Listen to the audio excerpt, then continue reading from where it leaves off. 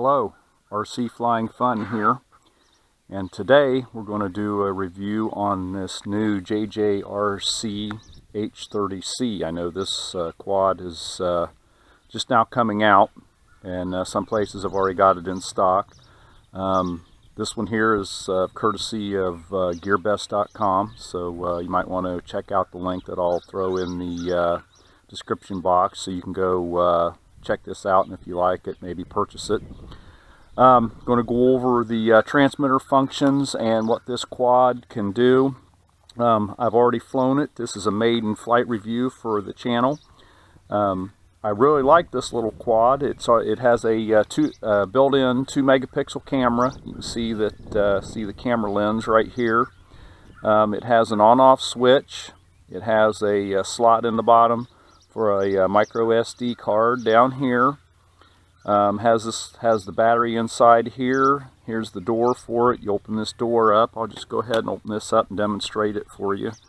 You open the door up right here and you can see the battery's tucked in here. The battery is removable, so if it goes bad you can get a new battery for it. It plugs in. Now the only thing I don't like about it is it's kind of tight getting the wires down in here, sometimes trying to fish them out to get to the battery connector, because you have to pull the wires out, unplug it to plug it into the charger. But really that's about the only con I have for this little quad. I mean, it is a good flyer. I've already test flown it, tested the camera out, and I'll try to include a little video footage of it flying here in just a minute with my video of the review.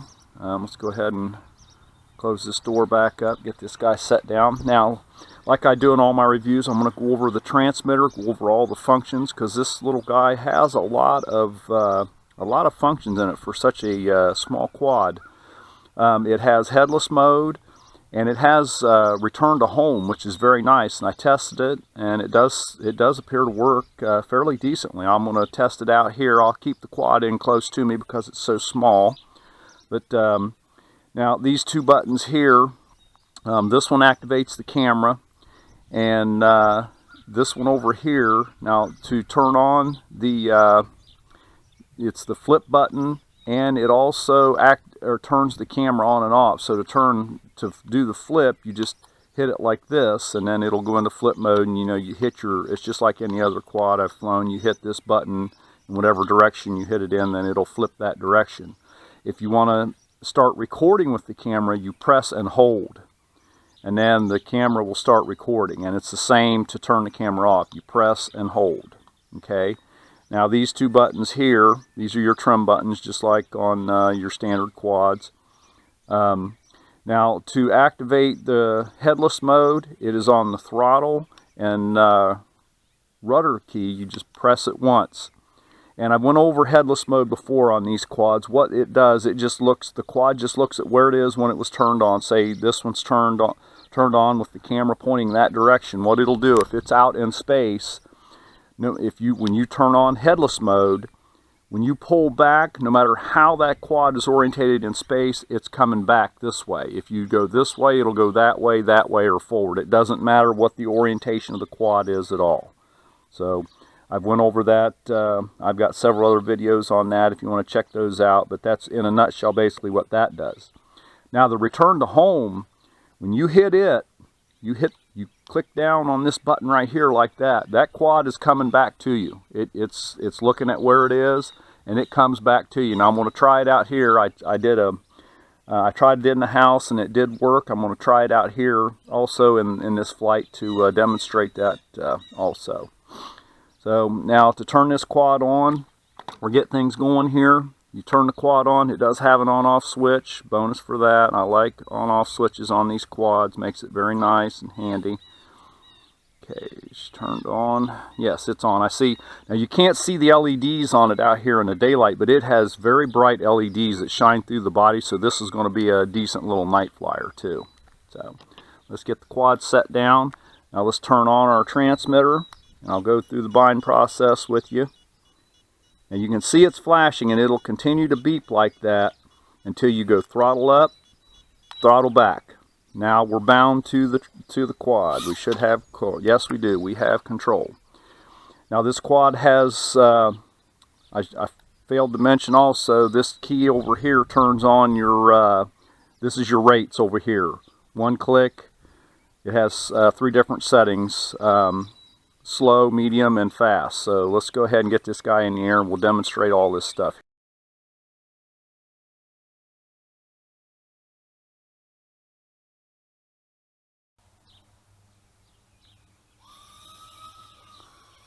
Okay, here we are. We've got this JJRC H30C in the air, and I want to fly a little bit with it here. Now I'm at intermediate rates right now with it because I've got some wind and it's hard to maintain any, hard to fly into it. But let's get him out here a little bit. Let's, okay, here's the yaw rate. That's intermediate, which is still slow, very controllable. I mean, you see I can do nice, turn real nice with it. Okay. Now in expert, that's a different story. Let me let it down here just a little bit. Okay, here we go. We're going into expert. 3 beeps. Now pitch. Pitch increases.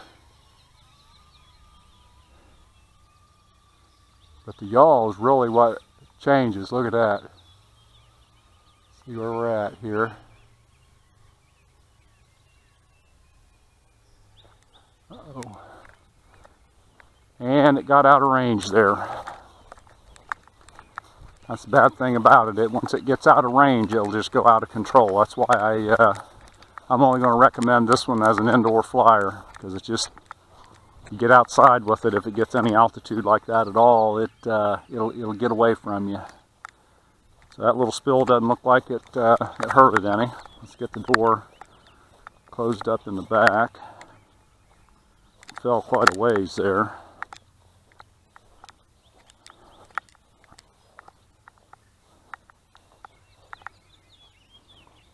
Okay.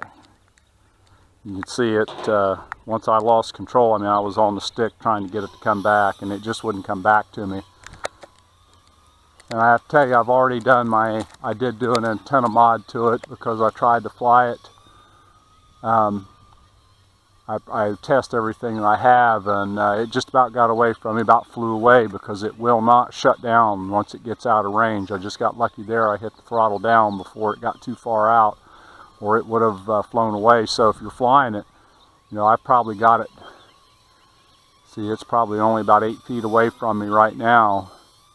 I would not recommend getting out any further than that, or like when you're outside, so you can maintain, because it's hard to maintain orientation with it.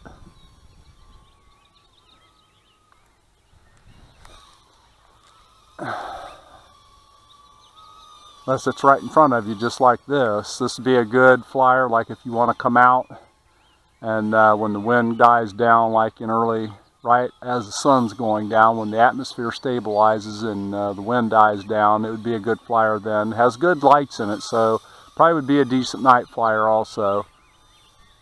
But other than that, let's try to do a flip with it.